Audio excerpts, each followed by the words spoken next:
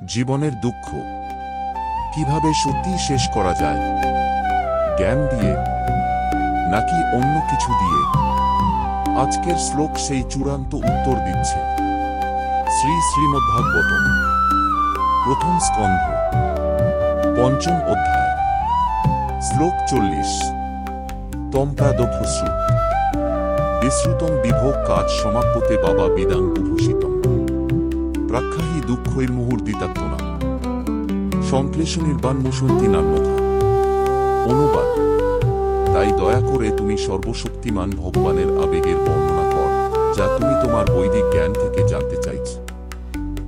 কেননা তা জানলে মহান বিদ্বানদের সবকিছু জানা হয়, এবং সেই সঙ্গে সাধারণ মানুষেরা যারা নিরন্তর জড়জাগতিক দুঃখ ভোগ করছে তাদের দুঃখ দুর্দশার সমাপ্তি হয়।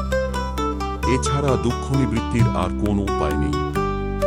এই শ্লোকে একটি গভীর সত্য প্রকাশ করা হয়েছে: ভগবানের লীলা ও গুণ কীর্তন এটাই এমন জ্ঞান যা জানলে আর কিছু জানার প্রয়োজন থাকে না। কেন?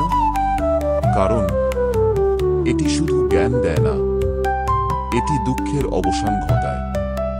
এই শ্লোক আমাদের শেখায় জড়জগতের দুঃখ থেকে মুক্তি পেতে ভগবানের কীর্তন ও স্মরণই একমাত্র পথ।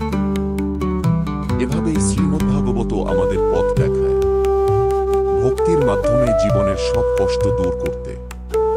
এমন আরও ভাগবত শ্লোক শুনতে লাইক, শেয়ার এবং সাবস্ক্রাইব করতে ভুলবেন না। হরে কৃষ্ণ।